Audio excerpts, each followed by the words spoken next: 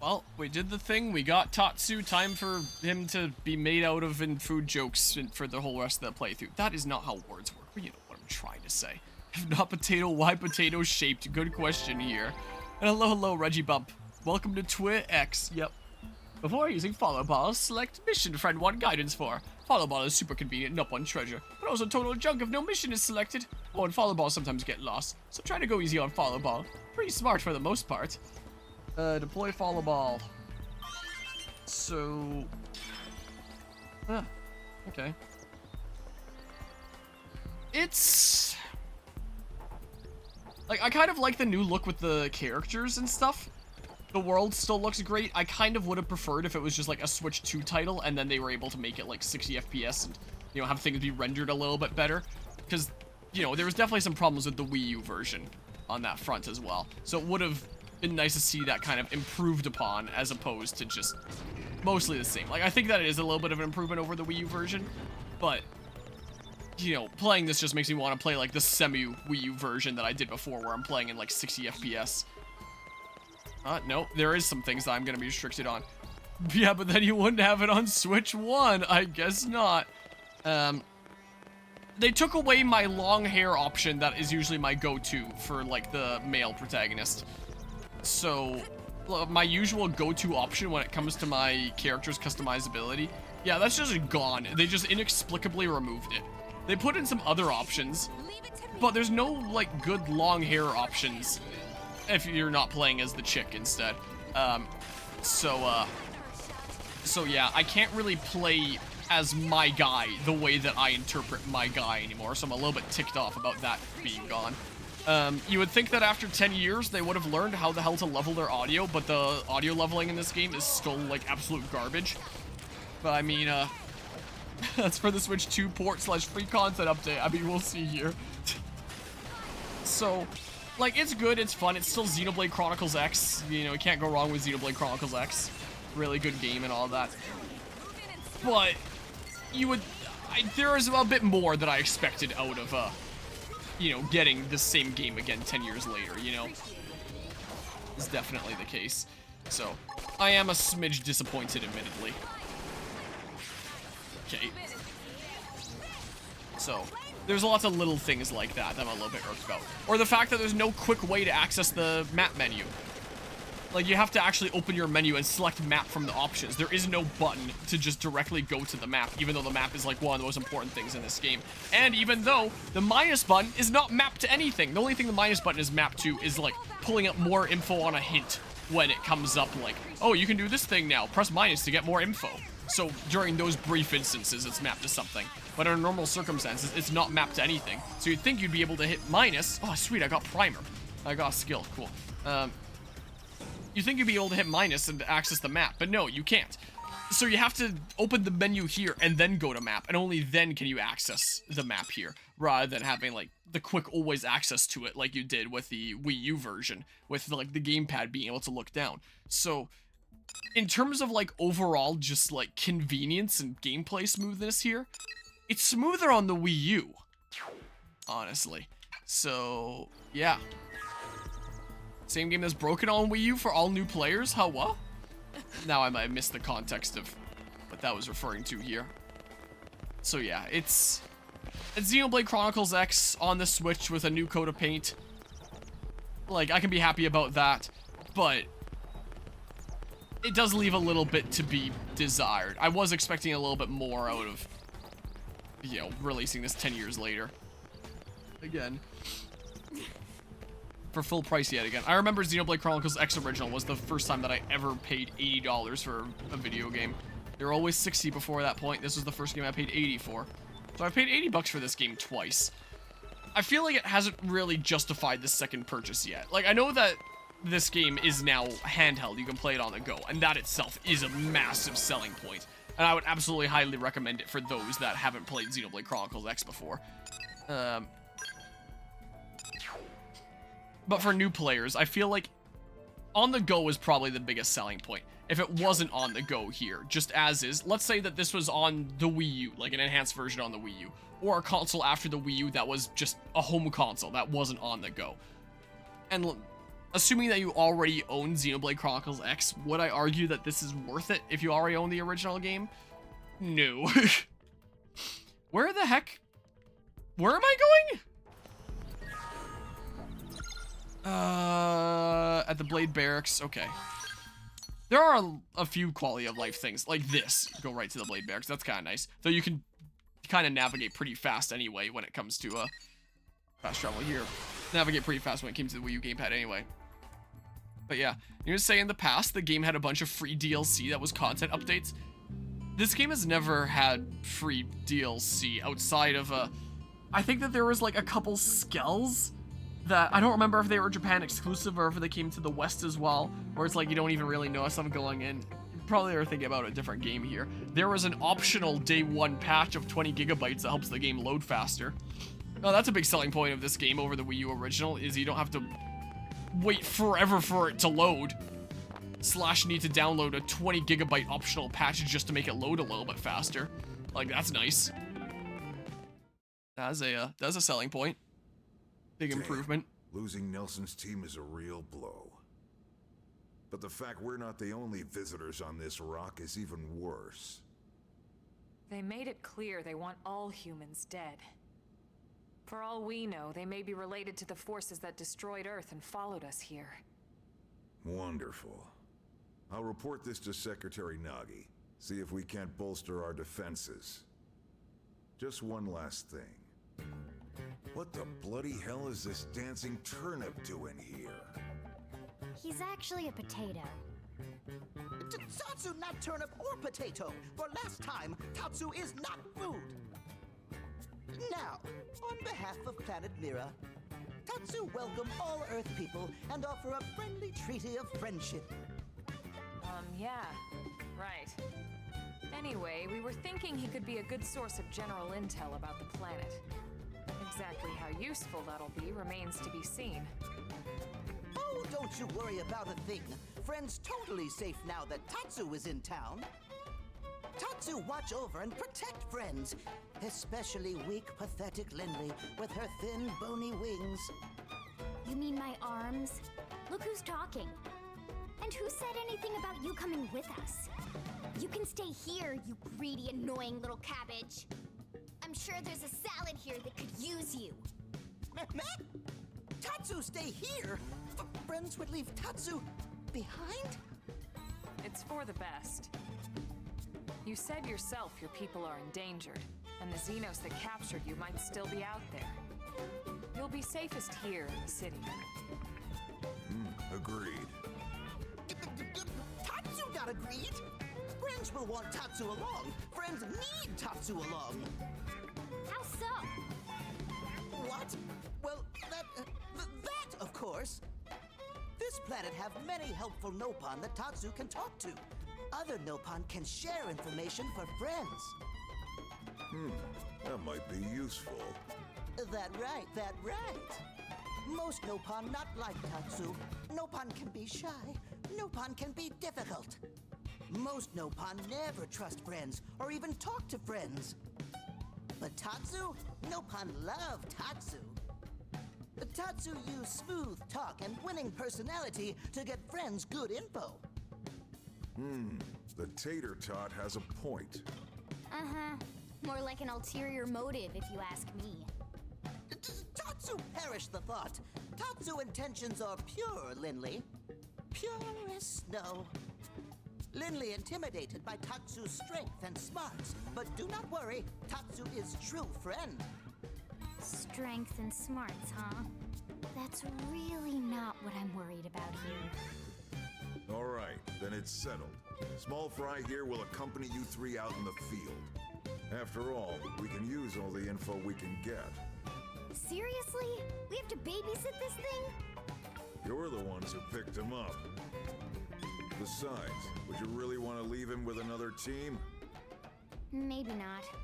Unless we were invited to the meal, I mean. See? Already getting along like peas and carrots. He can be your charge, Lynn. Oh, come on, Commander! That's not funny! I've got my hands full out there! This is so unfair. Back me up here, would you, Elma? I'm sure Elma has no objections. Right. As you say, Commander. Done and done. Welcome to Blade, Tater. We'll be counting on you. Yes, sir! And it's a Tatsu. Oh, one thing Tatsu forgot to mention. Nopon are pacifists, so friends need to defend Tatsu, keep extra super safe in any battle. Tatsu VIP diplomat, after all. And why am I not surprised? So much for him watching over and protecting us.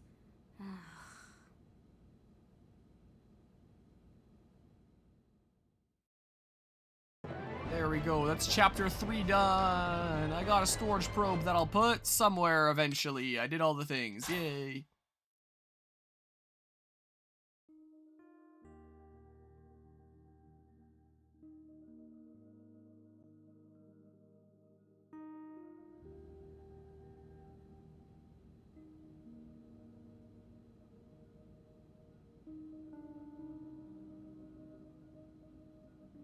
So, Rook, feel like you're starting to get the hang of things? No! Of course not. You just started. Alright, well, why don't we review the key points then, and I can fill in some details. Blade's top priority right now is to secure missing pieces of the Lifehold. You remember that much. Countless people are frozen in the Lifehold. It's the key to restoring humanity. Up until we ran into the Prone, our biggest concern was that wild indigents would stumble on the Lifehold and damage it somehow. But now there's a more pressing threat: intelligent alien races who are intentionally trying to destroy us. So, our search has new urgency. We need to find and retrieve all of the Lifehold ASAP. And the best way to do that is by expanding the reach of Frontier Nav. The more probes we can install, the wider we can scan, and the faster we can find bits of the Lifehold.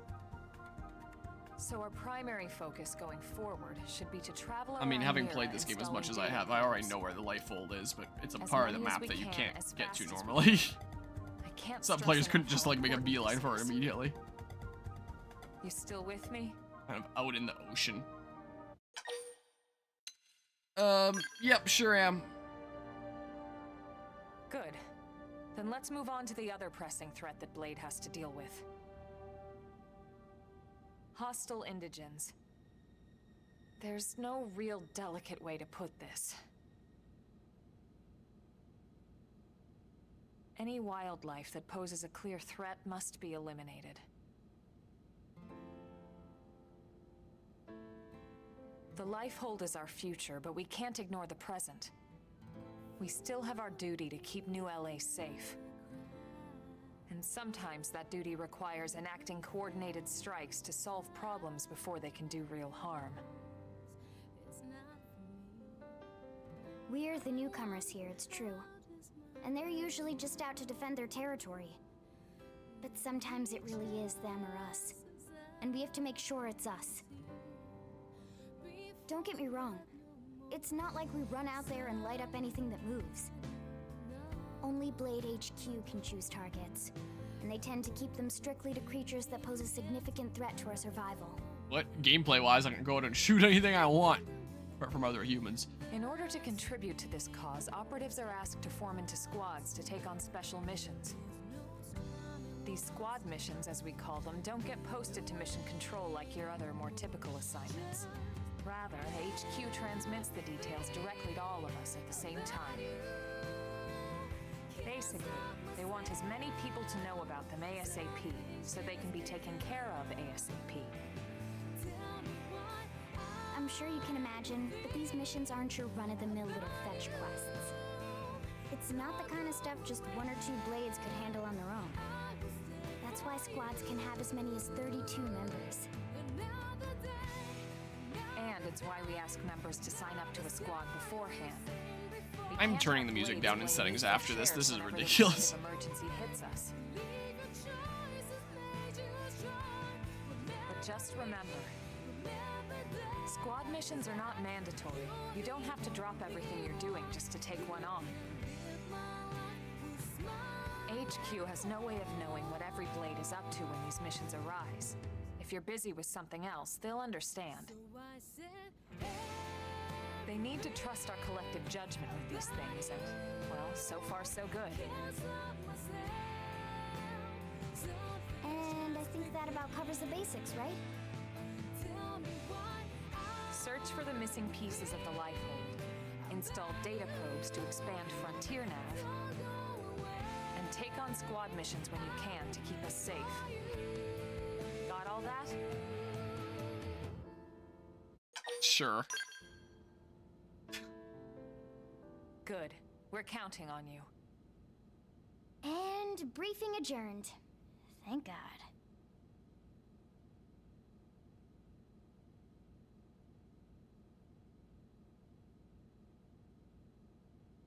All right, well, it's getting pretty late, isn't it? Yeah, let's call it a night. Oh, Tatsu's so excited to sleep in real bed. Lily can show Tatsu to his room now. Oh, your room is right over there. Oh, it looked perfect size for Tatsu. Wait, what? Tatsu know what that is. That refrigerator. Who'd go in there to cool off? I guess you are smarter than you look. Well, Tatsu not want to brag, but... wait a minute! Tatsu see what Lily did there?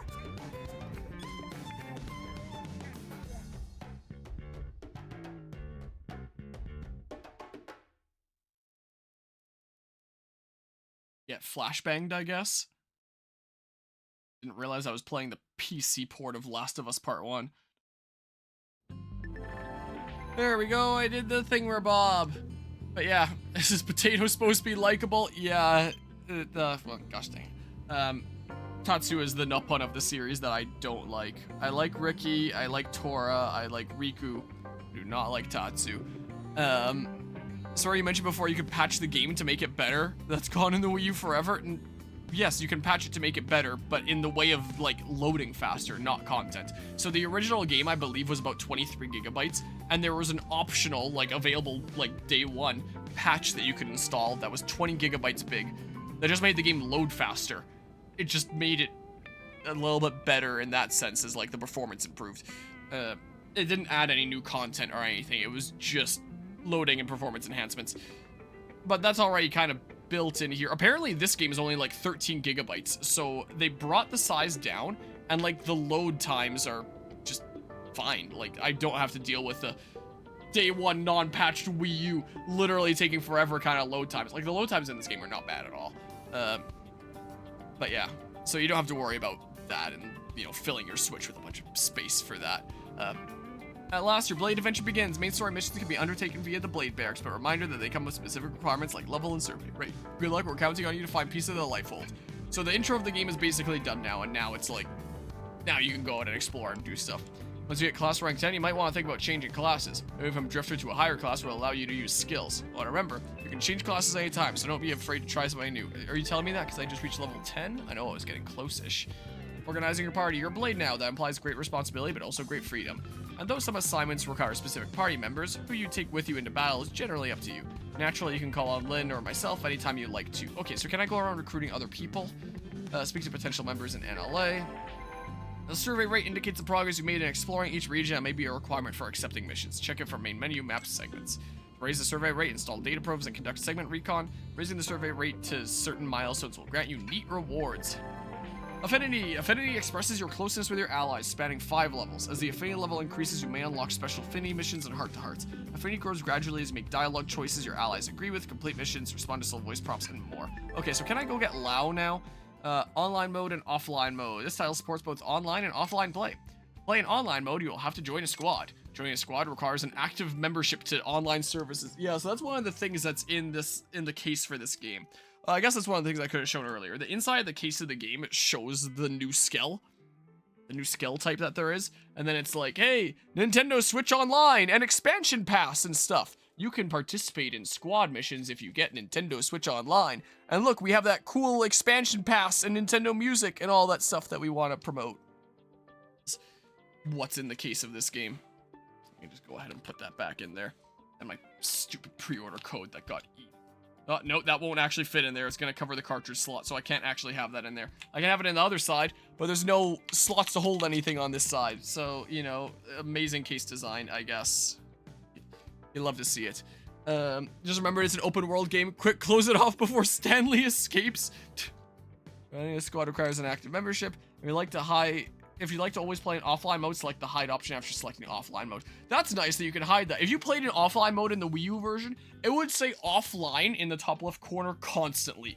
Like a permanent watermark. Sure. Here,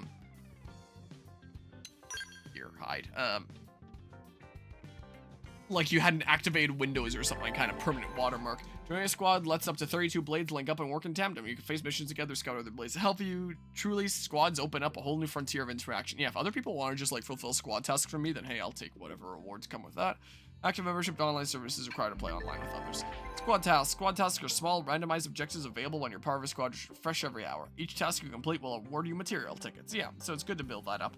It looked like it's going to be its own separate thingamabob in there, which is pretty nice. In the original game, it was just permanent icons that were in the bottom right corner that were always there, and then it would have like a check mark after the amount of those guys were successfully killed. Like it would show the number that you needed of each, and that was just like a permanent bar that was at the bottom right when you were online. You can check the status and time remaining for your current squad tasks in the squad task tab of the navigation panel, open by pressing R. Squad task icon will mark your current task targets. Work together with squad mates to achieve them all. That's nice that they're marked now. I don't believe they were before. All missions trigger randomly every hour while you're part of a squad and can be accepted from the network console located in the back of the Blade Barracks. I'm not going to be doing those until I get Overdrive and become OP. These missions let you invite other squad members to play online together, forming a team of up to 4 characters. You can also undertake them alone with your usual allies. Material tickets. These tickets can be exchanged for various enemy materials. To use them, go to main menu, online, rewards, material market. Yeah, so it's good to have that just to, like, exchange for some stuff. You can obtain material tickets by completing squad tasks or by increasing the map's survey rate. Nice. Oh, menu here is a bit different then. I don't know if anyone downloaded Nintendo Music but myself, but I can say they didn't even bother making an icon for it. Oh. Time until Yggdrasilith 0 spawns, coming soon. Wait, so these are timed like that?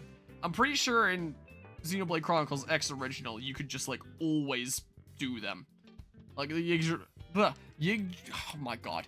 Yggdrasilith 0 was one of the common guys to go and farm against in the original. Mention a squad that fits your level. Recommend for players who want to enjoy the game at their own pace. You can join a squad that your friends have joined. I don't think I'm going to have any friends that are playing this right now. Online 0. Wow. And that's saying something considering how many years of Smash Ultimate stuff I did around here.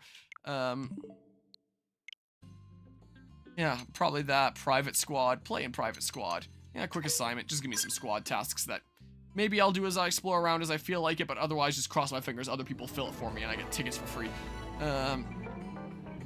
But yeah. What's worse is that they only have like 30 games on there and some are just padding with remasters. You saw yourself on there. Yeah. And they just do that so that they can keep on gradually rolling stuff out so that they can continue advertising it. Like, hey, Nintendo Music is having this stuff added. And then that's like the justification for, like continuing to advertise Nintendo Music all the time. So it doesn't feel repetitive because they're advertising the new stuff that they're bringing. So yeah, we properly get Elma, who's part of the Division Reclaimers, is part of the Full Metal Jaguar class, just like Gray in Xenoblade Chronicles 3. Usual location, Blade Barracks. Character bio. A former colonel in the Coalition Special Operations Heavy Armored Training Unit, more casually known as the Skeleton Crew. You operatives can match Elma in combat, either in or out of a skill. Battle styles. Elma's twin swords are complemented by dual firearms which she wields with deadly skill and a standard Full Metal Jaguar style, with her 2 signature arts being Shadow Strike and Ghost Factory. Ghost Factory is the more important one. New character can now join your party, Lynn, as part of the Outfitters class Shield Trooper. Usual location, Blade Barracks. Lynn is a genius mechanic whose skills extend to Skeltech and beyond. She has a bubbly personality, treating everyone with equal warmth. Though young, she bears a passion for justice and a fierce will to live. Battle style. Though small and framed, Lynn wields a massive shield to valiantly engage foes up close, a hallmark of her standard Shield Trooper style, with her signature arts being Fire Carnival and Drum Roll. Oh, okay, so I immediately get Arena and Gwyn then. I don't have to go in and chat with them. Nice.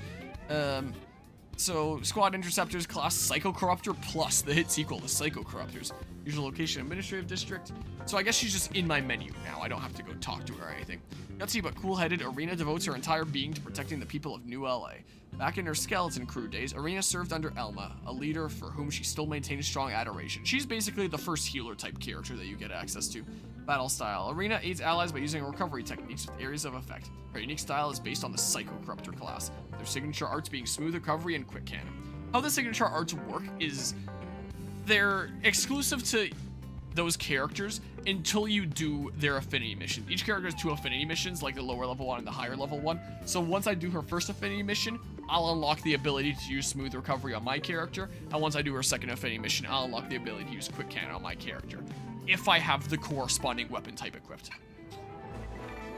Wind Vision Interceptors, Clash Samurai Gunner. Usual location, Administrative District. An honest man with an unshakable sense of justice, if not the sharpest tool in the shed. Gwyn admires his commanding officer Arena and yearns to protect her, though a lack of ability has prevented him from fully realizing this noble goal. Gwyn uses a standard samurai gunner style to fearlessly charge into the fray, often leaving his comrades to clean up the aftermath, with his signature arts being Ultra Slash and Grenade Blitz. That should be everyone now. Oh no, I get Doug as well. Okay. Yeah, it's neat to be getting this now instead of needing to go out and chat with them and figure out, like, who I can recruit and needing to chat anytime you want to put them in your party. If it's just right in the menu now, that's really nice. As part of the Harriers, he's a Blast Fencer Plus in the Administrative District. That usual location was more important in the original game, because if you wanted to add people to your party, you had to go find them and talk to them and add them to your party. Doug is stern in appearance, but rather meek in demeanor. When one of Lynn's skell tests ends in failure, he usually takes the flak. He's a competent fighter, however, especially when in a skell cockpit.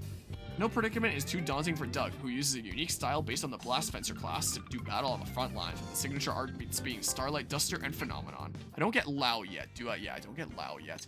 Okay, yeah, it's just a menu here. Nice. But yeah, what's even stranger is that they already have Wind Waker on there, but they haven't included the Wii U remaster on there, even though it's the same soundtrack.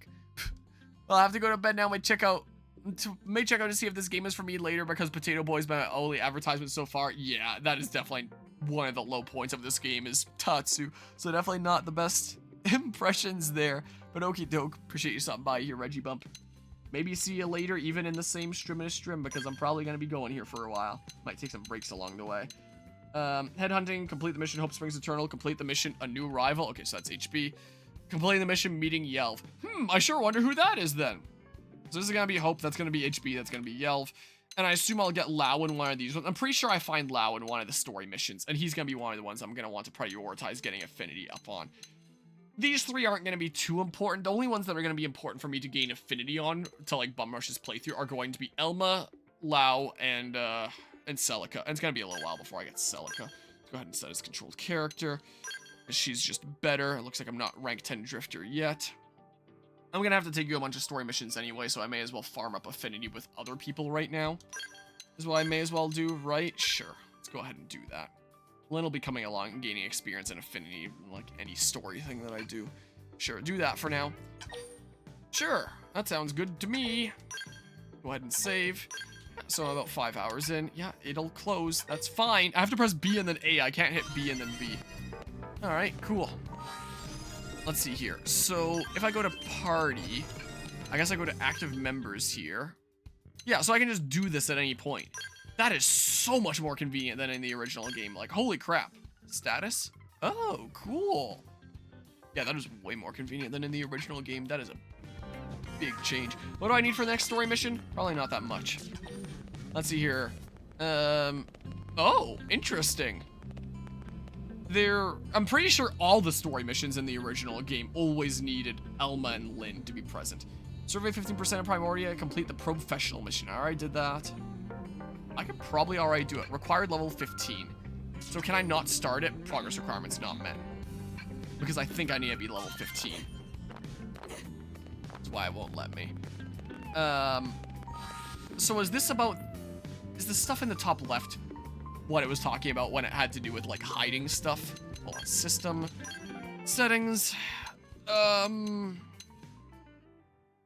on.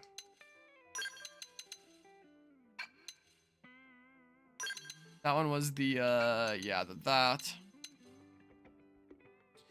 Segment recon. social notifications off, please. Or manual. Squad left joined off. I don't care. Own achievements on. Other player achievements off. Division rewards. Yeah, I'll leave that on. That sounds good. That sounds good there. Sound. Oh, maybe just one notch then. That goes pretty extremely. Sound effects down. System sound effects probably don't matter that much. Just so the voices are a little bit louder. And where was that one when it came to the headgear?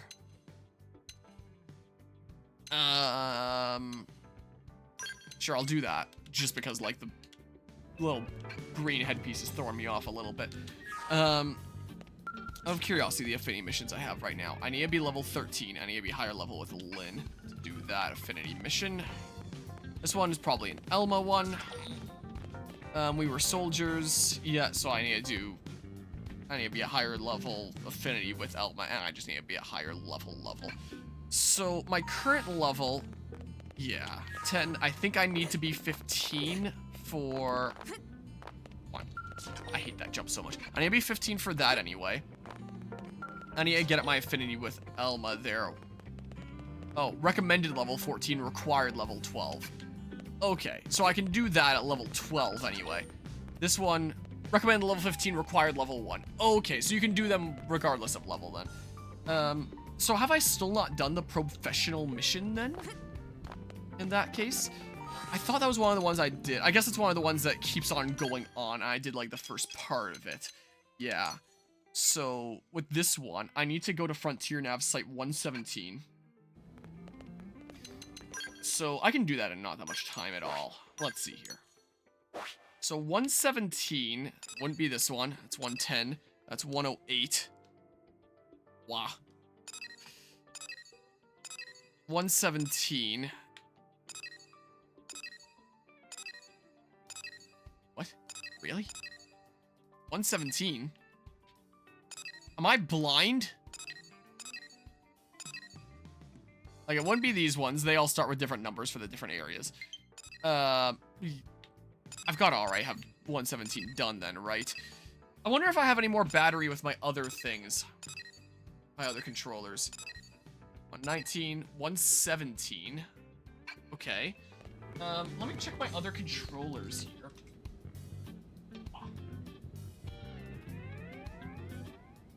Battery? It looks like you do. Here we go. This one, please. I am hitting A when I'm ready. It is not letting me actually hit A to be ready for some reason. I guess another controller's connecting in there. It's being weird. Plug in this controller. Start recharging. I can use this one for now. And then swap them out as I need. Yep, this one, please. That would be great. Alright. I'm offline now. How do I don't know how I go back to online. I might have to go to that one terminal. Let's see here. So the Professional, I need to install a Research Probe G1 right there. So I can do that, like, right at the end. Explore the unexplored territory, Rock Cavern, and Primordia. I could always look up just where Rock Cavern is. That's what I could do. Generally, I make a beeline for it. Hello, Emerald Finder. I'm doing pretty alrighty. I ended up taking the train to go pick up this game today, because among my two vehicles, neither of them is working right now. So I picked this up and I'm just sinking my teeth into Xenoblade Chronicles X for the 4th time in my life. And seeing what's going on here. This has a lot of changes I like, some that I don't like, and some ways that I think that it could have been improved upon more, but, you know, generally enjoying things so far. Xenoblade Chronicles X Rock Cavern. Where's that at again? Rock Cavern, Xenoblade Wiki, just show me on the map. It does not show me on the map. Alright, let's click images here. Where is it at? Nothing is really showing it. Anyone mind telling me where the Rock Cavern is? If you have it selected as your target mission, the arrow points right towards the entrance. Oh, okay. Maybe I can do like follow ball and stuff like that. Fun, the LRT is always a headache. Luckily it wasn't too bad, but I definitely prefer driving when I can, but today I trained and picked up this game. There's a pre-order bonus for this game, and I redeemed it before I started playing, and I guess if you don't have a save file for it to load onto, it counts as redeemed. but it doesn't save to anything because he doesn't have a save file to put it onto. So this little thing has just been sent to the Shadow Realm. So yeah, that did nothing. So that's fun. Show on map. Oh. So like this here anyway. Okay, well I can probably go here and then, yeah. That does ring a bell. So it's the one by that little lake is what it is.